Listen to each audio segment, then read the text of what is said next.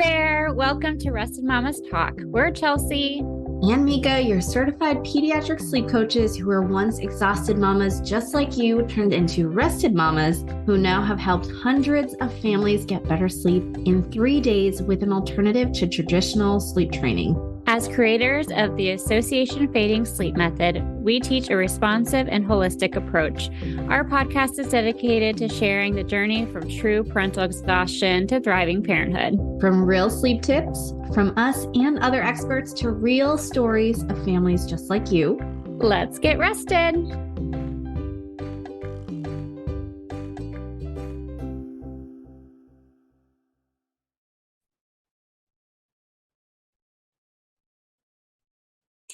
Hey, Chelsea here and Mika. Welcome to another episode of Rested Mamas Talk. Hey, Mika, how are you doing today? Hello. I am super excited because we are going to dive into something that I think we all feel, but we don't always really talk about. You know, we've had episodes on mom guilt, but the big topic of today is losing your identity in pre-motherhood, right? We were all someone.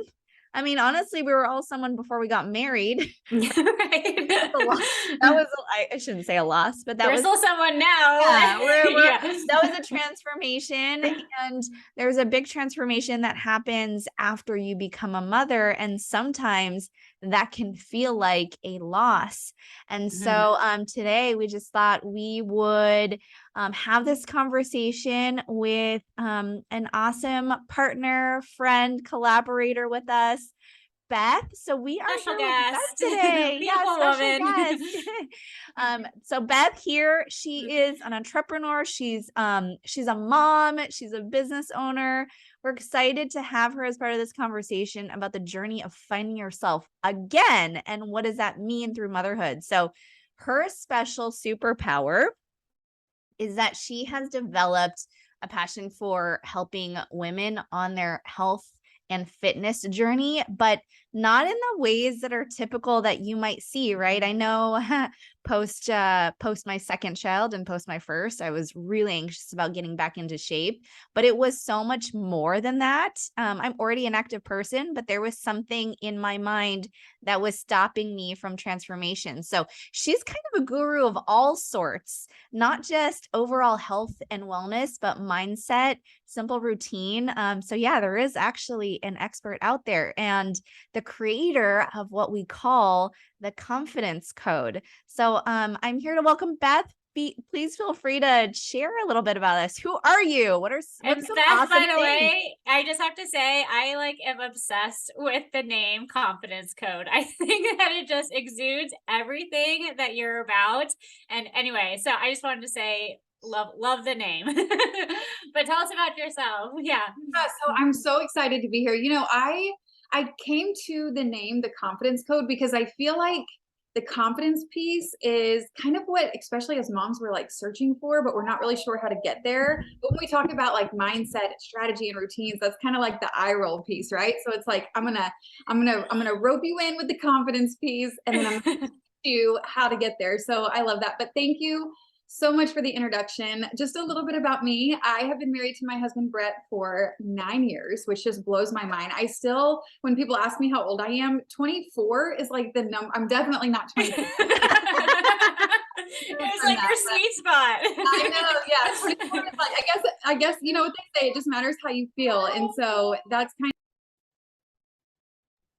of just like the age that comes out, you know? And so whenever I say I've been married for 9 years, I'm like, whew, okay, you're definitely not 24 anymore.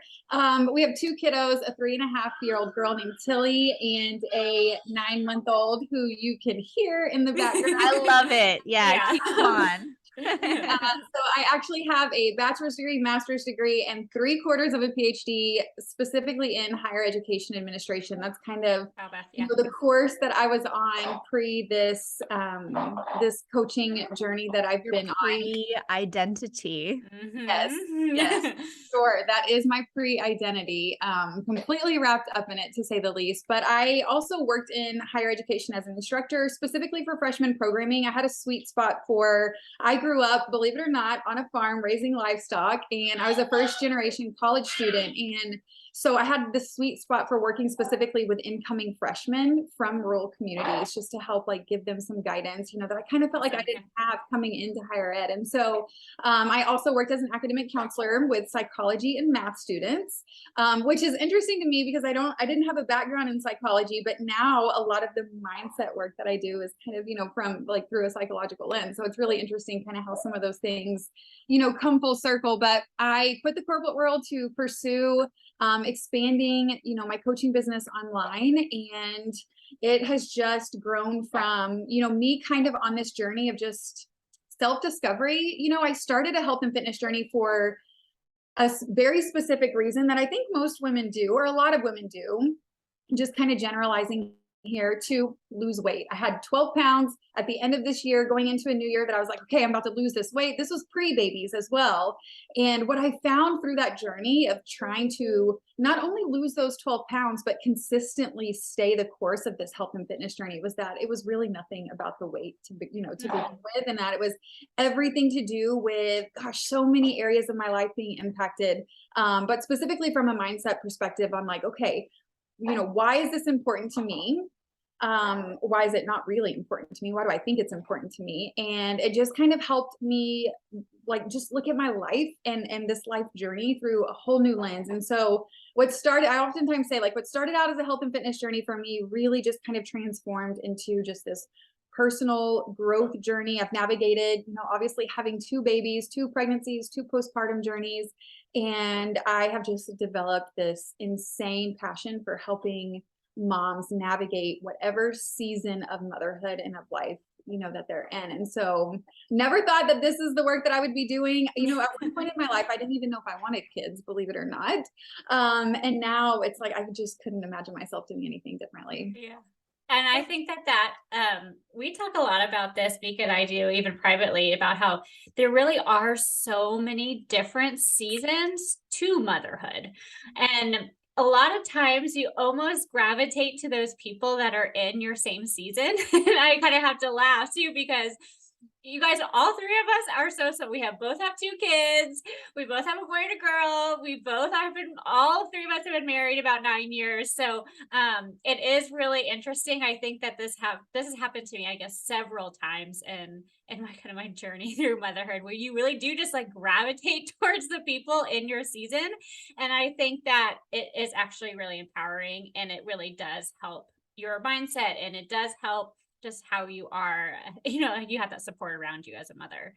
But, you know, kind of thinking about all of this with our identity, and as we're moving through those seasons of motherhood and pre-motherhood, post-motherhood, you know, all of it, you know, who you guys, would you say you were, like, looking back and just being reflective on it, who would you say like, you what were, is that journey, right? yeah, before kids? Like, what would you say was your what are we identity? losing? What did we lose? Yeah. I mean, I know we all have a story. I'm excited. So tell me. So the interesting thing about this for me is that I think, you know, when I think about when somebody asks me like, okay, who was Beth pre-babies? There's so much of her that is still Beth post-babies. I just had to figure out how to kind of find her in a new way. You know what I mean? Like, for example, for those of you that are familiar with the Enneagram thing, if you're not, highly recommend it. Will show take the quizzes. Yeah, they're really, it will tell you lots about yourself that maybe you do want to know or you don't. I don't know. But I am a hard Enneagram 3, which is like the achiever, really driven, really motivated. That is the Beth that I was pre-babies. It is still the Beth that I am now. But, you know, pre-babies, I really struggled with perfectionism, kind of that all or nothing mentality. I had, you know, essentially kind of crafted this perfect plan for my life. I am absolutely, no shame at this point, a complete control freak over like kind of this fast track to, you know, what I considered was success at the time, in terms of, you know, going to school, getting the degree, getting the job that perfectly aligned with the degree, and checking the boxes and doing the things. And, you know, that's obviously still a really big piece. You don't just completely, I think we can lose those big pieces of ourselves, but they're still there. You know, we just kind of lose sight of how they're showing up. And so You that's funneled them somewhere, right? It sounds like Yes. you funneled them somewhere else. and we kind of unintentionally tucked them away. And so you know, that's obviously still a big piece of who I am today, but in this season, when you become a mom, and when you become a mom of two, man, becoming a mom of two hit me like a ton of bricks. There's so many things outside of your control, which when you're a control freak or a perfectionist, or, you know, this really like go driven person, it can either, you know, force you into overdrive where maybe you experience a lot of burnout or overwhelm or in frustration, or the complete opposite, right? You can potentially become a version of yourself that you don't recognize because you're completely paralyzed by the start of anything, because you feel like if it can't be perfect, then it can't be anything at all. And so that's definitely kind of the piece of my identity that I've really had to lean in on, not only, you know, still allowing myself to be that person, but just really trying to figure out how to understand it on a deeper level so that I could be that person post motherhood. And I think that that was the part that for me that was actually most difficult, was to not feel like I actually had to ignore pieces of myself because I was a mother. And so, you know, when you talk about perfectionism, or for me, it was very much of that career driven and a different sense of the word. And I put a lot of pressure on myself when I first had a child, especially even after number two, of being like, well, I have to almost do it all, right? I have to maintain that same level of, you know, drive. And I also have to also maintain my personal expectations for being a mother. And I think that that's where, honestly, like, you know, we talked about this a lot of my podcast. That's where I think where a lot of my postpartum depression, postpartum anxiety stemmed from, was because of all of the layers I was trying to put on myself as in that identity. And I think, I don't know about you, Mika and Beth, if this was the case for you, but I actually learned a lot about who I was pre-motherhood after I had babies, and parts of myself that like I really didn't realize I really valued. Whereas like that was not really part of my psyche. Like that was, I guess, just something that I was innate that I didn't realize after having babies. That's something I really needed. Was there anything for you guys that rang true on, where like, oh my gosh, like I didn't even know this was a priority for me? Yes. So I have a confession to make. Yeah. And you, Chelsea, have probably heard me say this a few times. So, I actually feel like I have really struggled with this transition post motherhood. I think more so than I would have. And you know, pre-motherhood, everything you guys said super resonated. You know, I didn't know if children, first of all, multiples, was going to even be a thing for me. I delayed so much that I will tell both of you that my mother in her wedding speech actually ended her speech with, but I don't even know if Mika will ever have babies.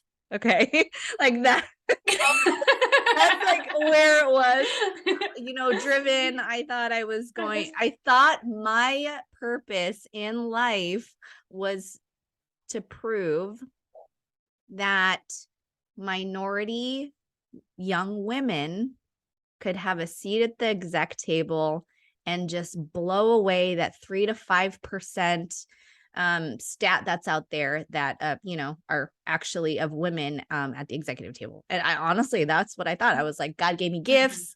I get the corporate world. I went to grad school for it. I was good at it. I was like on my way. And at the point where I saved and saved and saved, I fought my way into corporate. I was doing very well. Then I was like, all right, yep. So now you fit in motherhood. Had my first child and just realized how dichotomous I'm going to preface my thought of what I was supposed to do. And then also being a good mother was. And then I felt like I failed everywhere. I was guilty. I felt guilty when I was traveling for work, but then I was also guilty when I was with my daughter and I wasn't tending to the people who needed me. And I'm doing quotation marks if you're watching or if you're listening to the podcast, because nobody actually needs you. And to now. So I don't think I would have had another child, honestly, if it wasn't for COVID, because I was just so nervous about building everything. I can tell you it was just in the last 3 years that I had to redefine what I think my purpose was in life, to be better accepting of my identity. So for one thing that Chelsea and I have been laughing about is, my identity, again, pre-motherhood, was just very much type A, corporate mom, leadership, no nonsense. I even had an employee tell me she didn't even realize I ever even had kids. Was like, that was how far motherhood was away from that part of life. 2, I am a room mom. And I told Chelsea, she laughed when I told her. So and obviously I was able to funnel, and we talk about funneling. I funneled my business drive into our business, and obviously Rested Mama Happy Baby is thriving, thank the Lord. But I did sign up to be a room mom, and I have never felt so uncomfortable in my life. I bet you are the most organized. I bet you are the most. You're the Beth, she called me and she was like, Chelsea, I did something. I was like, what did you do? And she was like, I am now a room parent. And so, but Mika, you're doing great. You really are. And I think that I'm going to be honest with you guys about something. I honestly think I have just now started to find who my true identity really is. Separate of motherhood, separate of being a wife, separate of even a career. I think I'm just now starting on the grips of finding that out.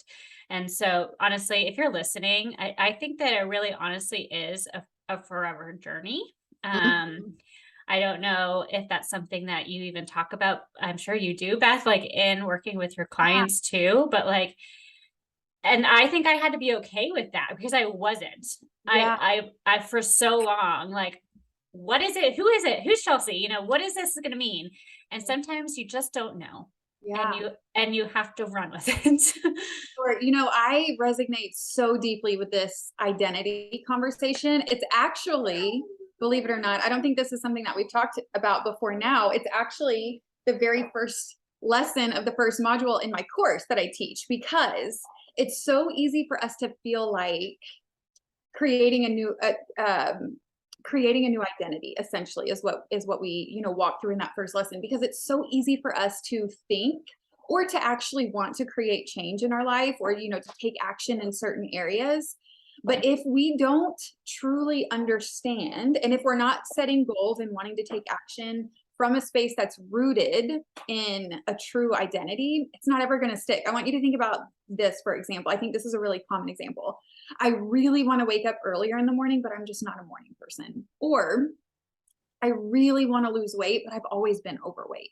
Well, you're not going to show up like somebody who's a quote unquote morning person, or like somebody who's, not overweight, if your identity is rooted in those things, so it's easy to say that, we want something or fill in the blank, but that kind of subconscious identity that we've rooted ourselves in, that maybe doesn't really align with what we want, we have to really, address that first. And kind of going back to the whole, the pressures that we feel as mothers.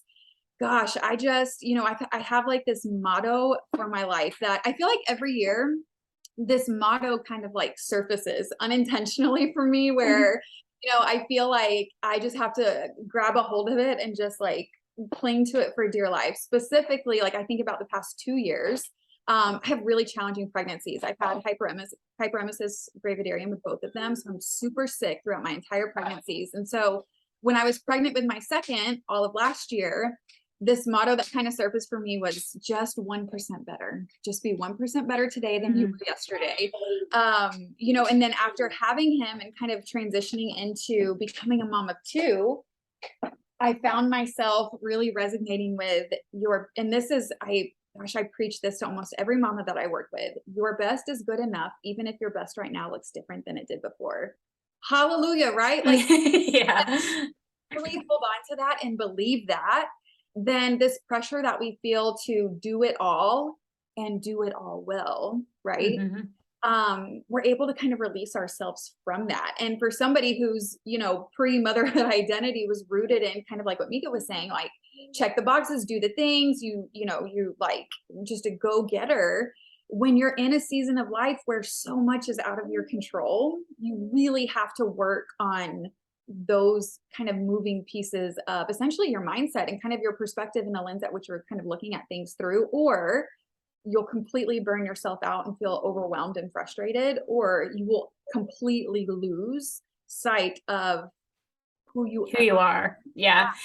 And with that, like when you're talking about like finding those deep rooted pieces of your identity that you really maybe aren't fully aware of, that's kind of really scary. And to actually like come face to face with that, right? And say like, oh gosh, that really is part of myself. But I think that that is so important because you're not going to get to that point and kind of reaching those personal goals without that journey. But even just going through that, it is really daunting, and it is really scary to really be able to jump and make that leap to actually say that's who you are, and also try to change it if that's something that you do want. I want to connect the dots here a little bit and get your perspective here, Beth. So there's so much great nuggets that I just want to put Pull together out. that have been discussed in the last few minutes around, Chelsea validating that your journey is never over. We, as I think women, I can only speak for women, I can't speak for men, we feel the need to have or know definitives. And so we have to know that our identity is going to change, but maybe our traits don't always, and that's okay. And so we have to redefine them. That is ongoing. We have to be okay with that. Mhm. And then, Beth, you specifically mention about transforming those through your seasons and also being okay with letting go of old parts of your perceived identity, which I'm starting to realize maybe in this conversation, we're also misinterpreting what is our identity and what is our expectation or our perceived identity. But in the process, right, we're talking about transformation. I know for me, when I talked about that stuff, it does feel like you have to let things go, either traits or visions or expectations. And there is a grieving process internally. What do you tell your clients about how to grieve the process of an identity, I guess, as you create a new one?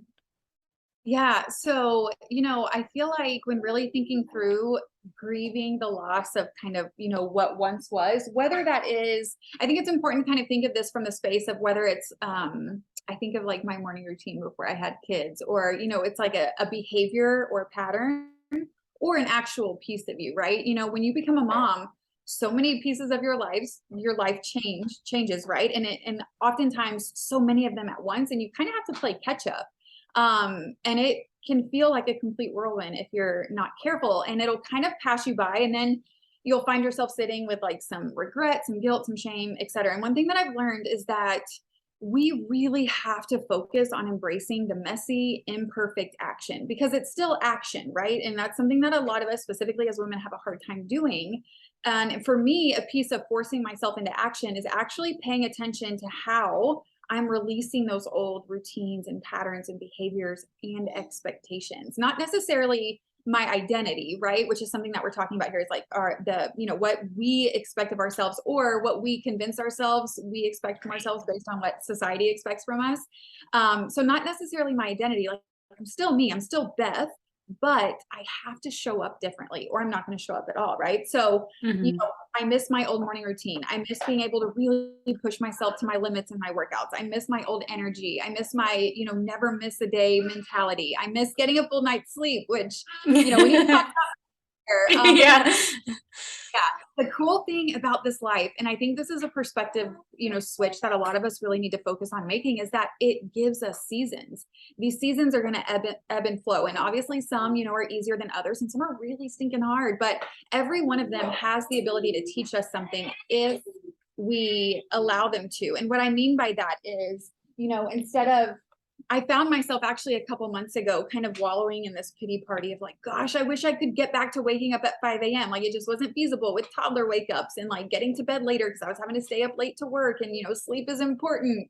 And, all of these things, I found myself just like, gosh, I just miss it so deeply. Like if you know anything about me, that morning routine is like, it's like my area. So instead of feeling that way, I had to force myself to really think through looking at it through a different lens. Like my old routine doesn't serve me right now. So I can mourn the loss of it while I create a new one that meets me where I'm at with the same activities that have essentially grown me into who I am today. Right. Or, in order to really push myself to my limits and my workouts again, I need to properly heal and recover from pregnancy and birth from the inside out. And it's okay that it feels slower or, me missing my old energy. My new energy can be just as powerful as my old if I believe that it is. And my never miss a day mentality that kind of goes out the window when you have kids because, mom life.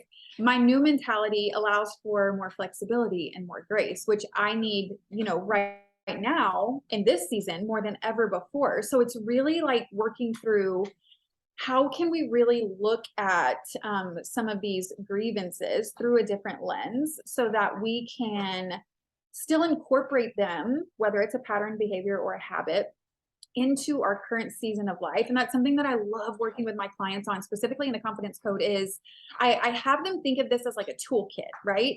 And we have these strategies and these resources and community, because that's so important as moms, that we are essentially adding into this toolkit so that the moment our season of lives change, because let's be honest, and we talk a lot about baby sleep here and all of the things. We know that as soon as we get something figured out, something else is about to change. Yes. Yeah.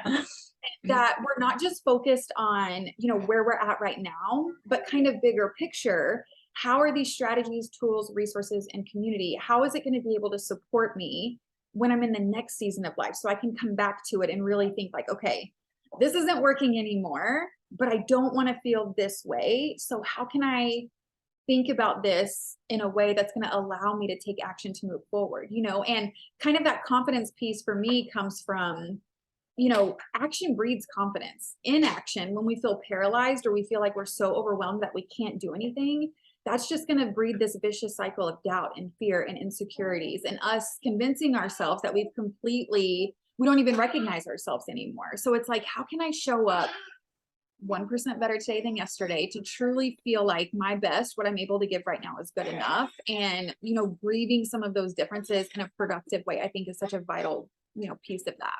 And I think that the way in which you're describing that, which by the way, Beth, is just amazing, because if you really have a different way of thought and a different, yes, mindset, but the way of that, changing how you're internally talking to yourself through those different seasons really does help to bridge those gaps between what you feel like you're really wanting, kind of grieving part of your identity, and then still being able to keep that part of yourself and really bridge those gaps between, because that I think is really what it allows us to sufficiently get to that next season and to continue to feel that confidence, right, as we are going through those seasons of motherhood.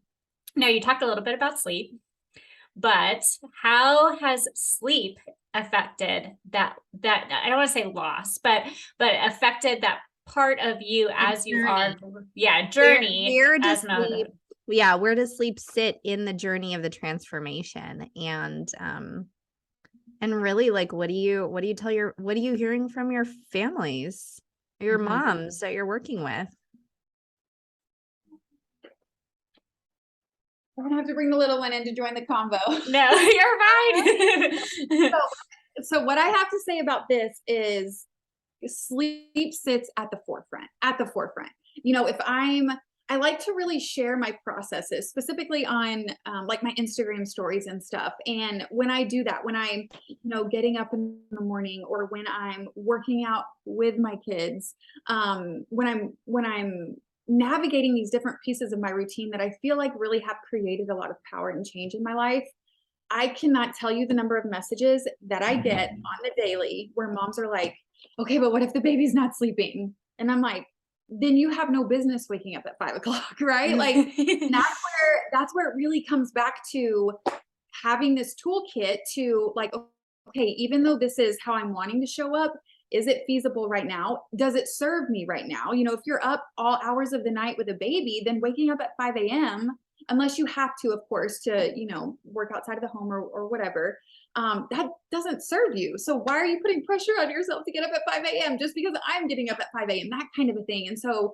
gosh, sleep is like, you know, sleep impacts literally everything, right? Like lack of sleep leads to exhaustion, leads to difficulty with coping, low self-esteem, feelings of worry and stress, which is exactly what we all need more of as mamas, right?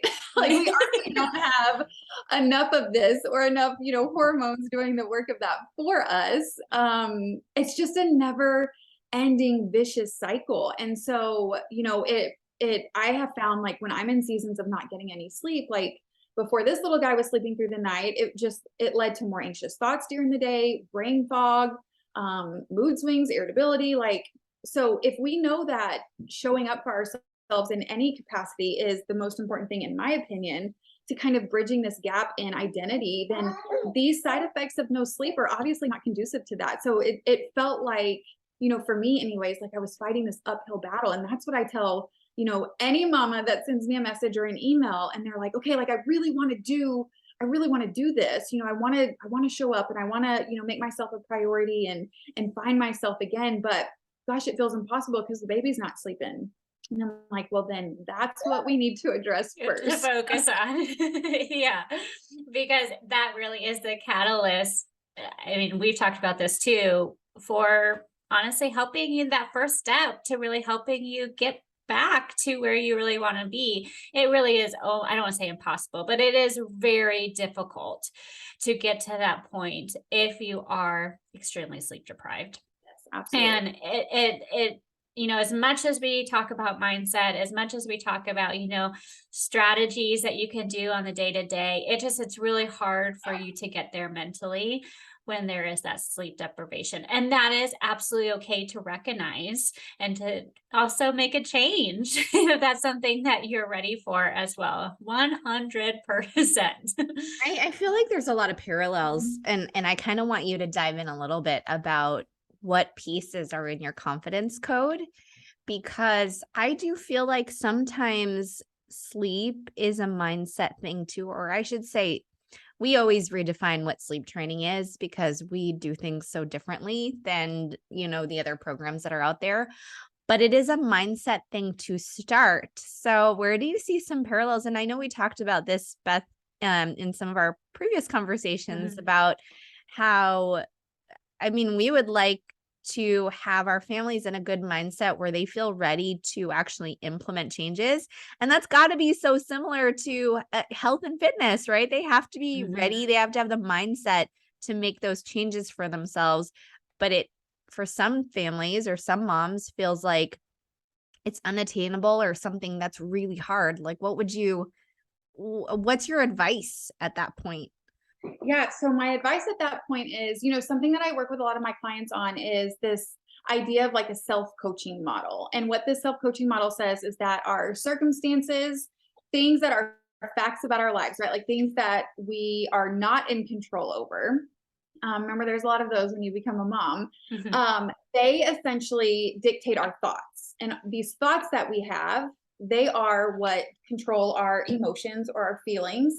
And because we are human beings, biological human beings, we always take action from an emotional space, right? And then obviously that action or inaction that we are or are not taking determines our results or our outcomes. And so what I teach in my course is, you know, a lot of times it's just our thoughts that we need to change, right? Most things, most circumstances, a lot of them are completely out of our control. And so if we can't change our circumstances, how can we still get a different outcome, right? I think that's something that a lot of us struggle with, specifically in the health and fitness space, because of that mindset piece. The cool thing about this, though, and with sleep, is like there's a circumstance that you can control. Right? Like you could potentially be getting more sleep. And I think just understanding the correlation, between what we can control and what we can't, we so oftentimes get focused on the action piece, right? What should I show up and be doing? What workout should I be doing? What should I be eating? How much water should I, be drinking? I'm sorry, you guys. No, it's fine. Don't even Yeah. be sorry. No, we're sorry at all. The things that you can't control. No, exactly. Yeah. And we get so focused on the action piece that we lose sight of, we try to guilt ourselves into taking action, like, oh, there's a Monday coming up. Yes. Yeah. Or there's a new month, or there's a new year. And so it's just like, we guilt or shame ourselves into just showing up and doing it. And really there's probably a deeper rooted issue there. And so I just feel like really understanding, that self-coaching model and knowing the pieces of what it is that you can control, like your thoughts, understanding that it's causing you to feel a certain way that then forcing you to show up or not. If if your baby's not sleeping through the night and you're really struggling with like making that commitment to creating some change around it, maybe think through what result it is that you're wanting. Are you wanting to wake up a little bit earlier? Are you wanting to not survive on a couple hours of sleep every night? And if that's the result that you want, then how can you kind of reverse engineer that process to get a different outcome? And gosh, the beautiful thing about baby sleep is that there's a solution out there, that can help you with that circumstance. And it's not just fully reliant on, changing your thoughts about something. Does that make any sense? Yes, it makes 100% sense. And I just want to say thank you, because that piece that you were saying about how we almost like guilt ourselves into, feeling like you need to make that change. That's something that we talk a lot about with potential clients, actually, that like, at the end of the day, like these are your goals for your family. And when you are ready, it is not something to be pressured into, that it really is a family and a personal decision of when or how, or if you need to make a change regarding your child and your family's sleep. And that's okay. We had a client, I guess it was a couple of months ago, and we were talking with them, and she didn't really feel like there was really needing to be made a change, but then she's hearing from neighbors and friends that her child's sleep looked different than her child's sleep. And she's like, well, maybe I should be feeling like this is more of an issue than what she initially was feeling like within her family dynamic. And then that's when we just have to take a step back and saying, well, not necessarily, like, really to go back to what you were saying, Beth, about what you are wanting to accomplish and where you are wanting to go. And that's where you should root it in, not necessarily that external guilt, right, that we get from others. And we're all such a connected society at this point. And so it can be hard to come at it from a different angle, right? I think the vision is a big part of it too, because, especially this group here, of go-getter women and what you had before motherhood, we are kind of taught to think long-term, and visualize everything as a like ongoing routine that is unchanging. And one thing that I have learned trying to get back in shape post-motherhood, or even taking the first step to with my first child 6 years ago, sleep training, is I also can't think of all of the horrible things that could possibly happen that are way off all the way down the road, and then thinking about what I'm doing now at times 100 days and feeling like it's unsustainable. I think part of that is realizing like you take your first step, and that first step is that first step for that first phase. And things are probably going to be different. So, I mean, sometimes taking your first step for health, even though you want it, maybe that mindset is there and you just think, oh my gosh, it's so hard. Or taking that first step for sleep training, right? Like, oh my gosh, my child is going to cry for hours and weeks. And we're like, that doesn't even have to happen. So, I mean, what would the confidence code say about that guilt? What the confidence code would say about that guilt, and this is like one of my, you know, those things that you just light up talking about. And it's actually, I have a free webinar that I can give you guys the link to share, where I actually walk you through how to break free from that, because that guilt comes from looking left and looking right. Like exactly what you were saying, you just worked with one of your clients about, with saying, you know, like she wasn't sure if she was ready, but the neighbor was saying, if we are constantly looking left and right and we don't stay rooted and truly understanding, it's like a self-awareness and self-accountability piece, right? We have to self-assess and become self-aware of what it is that we actually want. And that's a process, right? Like none of this is easy work. This is lifelong work. You know, we talked about transitioning seasons and kind of constantly having to be able to come back and check ourselves. But we have to truly be able to recognize what it is that we want and put our blinders on to the rest. Easier said than done, but I truly do feel like and believe like that is the key in us truly being able to show up in our own lives, whether it's with baby sleep or a health and fitness journey, in a way that aligns with, you know, what's truly going to make us happy. Because if, you know, something that I kind of recognized along this journey on my own,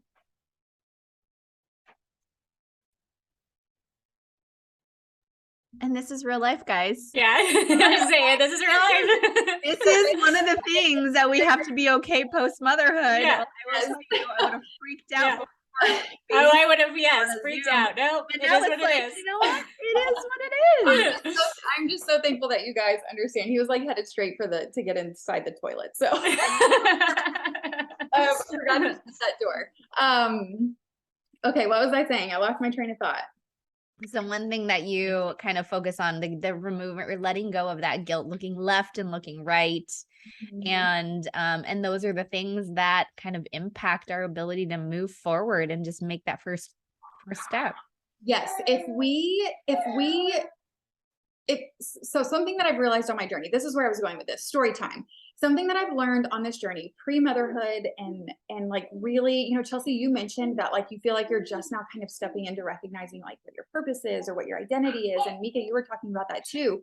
But something that I've kind of realized on this journey is that, you know, so much of my life, gosh, the first 28 years of my life was spent checking the boxes for other people. And it's not something that I was ever cognizant of until I decided that I really wanted to start helping as many women as possible on their kind of life journeys, this sort of transformative journey. And I knew that the only way for me to reach as many people as possible was by starting an online business and truly sharing this journey and this process publicly. That terrified me because fear of judgment, right? Like what are people going to think about me? And in order to truly show up as my authentic self, to create the impact that I so desperately wanted to create, I had to force myself through that fear, right? Like I had to really break free from caring about what anybody thought about me, including close friends and family members who, you know, were going to judge me, who I felt like were going to judge me at every point of my journey. Even when I decided to leave the corporate world, this career that I had worked so hard to build, 3/4 of the way through a PhD program that aligned with this career, like, what are they going to think about me when I decide to just, you know, quote unquote, throw it all away and start doing something else that a lot of people don't really understand, and kind of forcing myself through that action. And I say forcing myself in the space of, you know, growing through the action that it took to help me overcome that is what allowed me to realize that I didn't want any of that stuff to begin with, right? Like, who wants to go to school for 12 years? I don't know. Some people do, don't get me wrong, but it wasn't truly like what my heart did and what I truly felt like aligned with what I wanted out of my life. But it felt like what I was supposed to do so that other people would be proud of me. And so even though that seems totally disconnected from this, it's really not, because so much of who I was and so much of my identity was rooted in showing up in a way that was going to make other people proud of me and not for my true self. And so it really is the beautiful thing. I think that that's the perfect testimony to like why this work is so important and how it really helps us make decisions for ourselves and for our families that do align with what it is that we want. And to me, that is the key for, I always say, like, consistency and longevity win every single time in every area of our life.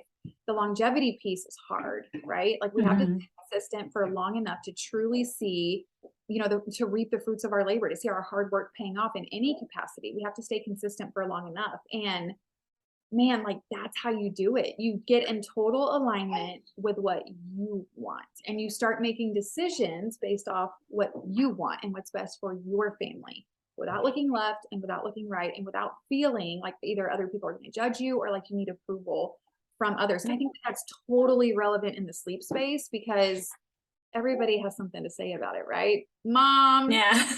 cousin, the neighbor, you're always probably going to be doing it wrong, right? Because they probably did it a little bit differently. And so, like, just really stepping into your power and owning, like, no, like, this is what's best for me and this is what's best for my family. I think that's pivotal.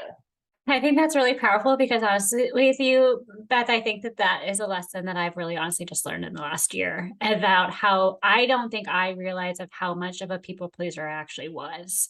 And it wasn't until, honestly, Mika, that we started Rested Mama Happy Baby. She's laughing at me. So where we started Rested Mama Happy Baby, where I'm like, oh my gosh, I did not think that that was a part of who I was, but it is, and it was, and it is something that I am constantly working towards to kind of get past, and to continue to honestly be comfortable with every single one of my decisions that do feel right for me or do feel right for my family. And it does get easier. And I will say that I'm definitely better about it now than I was 6 months ago, than I am today. But that was actually one part of myself that I'm really realizing of recent. And that has actually really helped me to become more confident in my identity, actually, as mother now, compared to when I first was a mom. You know, when I first had my daughter 8 years ago. So absolutely, absolutely. So one of the things that we do, Beth, and we've kind of talked about this here within Rested Mama Happy Baby and Rested Mama's Talk, excuse me, is we like to give our listeners specific actionable tips. Leave you guys with 3 things to do after listening to this awesome podcast.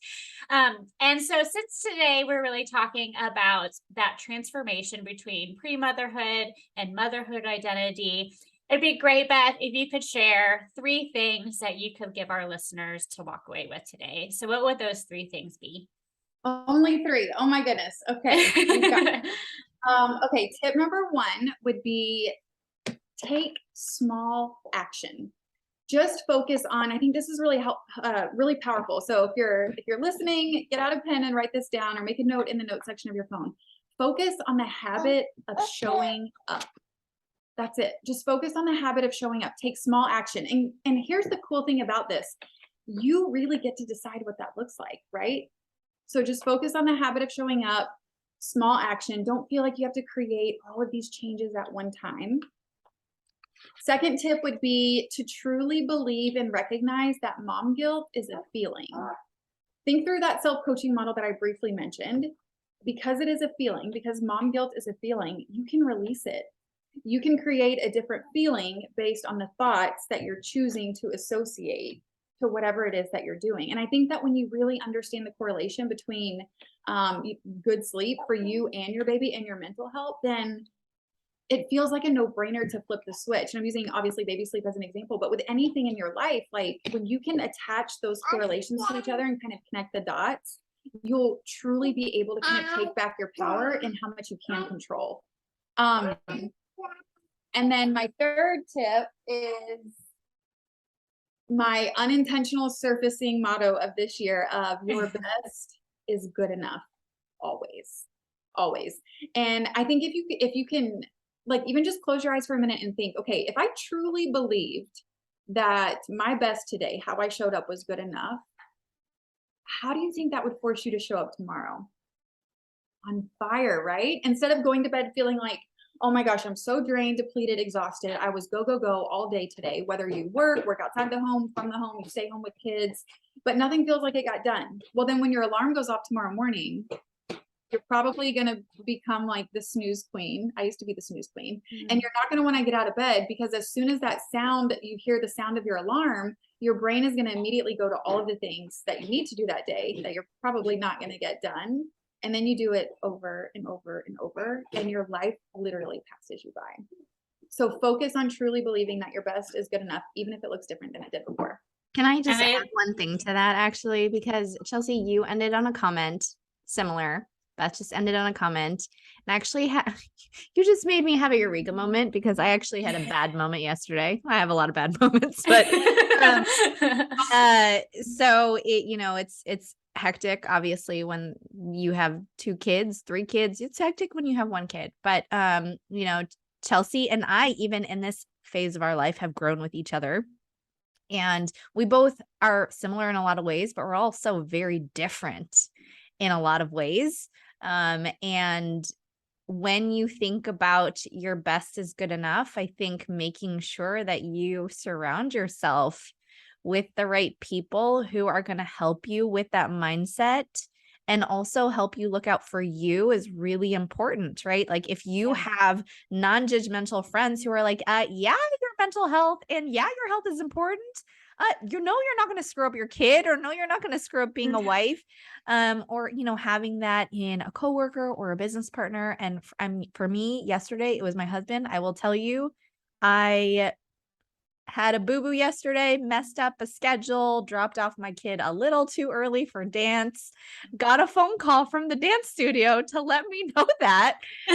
After a hectic day, I called my husband and I was like, well, I screwed up today. Like I immediately was like, today was a mess. I screwed up today. And he was like, you are doing amazing. And I was like, you know what? All this together, you do need that. And it's okay to look left and right as long as they're looking forward for you. I love that, Mika. Yeah, I love that. Beth, I want to say thank you so much. This has honestly been eye-opening for me personally too, just as we're talking through these things. So I can't thank you enough for your time today. And obviously my BFF Mika, of course, and thank you every day. But if our listeners are really wanting to get in contact with you or to kind of talk about more about your Confidence Code program, where is the best way that they can do that?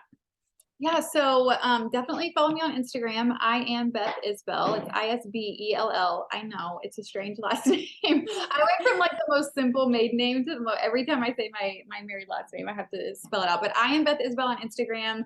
I share lots of incredible free resources there. And then also my website, IamBethIsbell.com. You'll see a pop-up. I have a free webinar that you can register for to learn a little bit more about some of these strategies, info on the Confidence Code, and everything you can need. And my email's attached to all of that stuff as well. Yeah. And to all of you, we follow Beth obviously on Instagram too. So if you do follow us at Rested Mama Happy Baby, feel free to look into the accounts that we do follow and you can find her that way too. Sometimes I know that is a little bit easier as well. So ladies, thank you so much for the day. I hope that you guys have great nights and we will talk very soon. Stay rested. Bye. Bye. Thanks for listening to this episode of Rested Mamas Talk. To stay connected and get more sleep tips from us, follow us on our Instagram page at rested_mama_happy_baby. To find out how we're helping families around the world get better sleep, check out our website, restedmamahappybaby.com, or chat with us directly to learn more about our programs. Chat with you next time.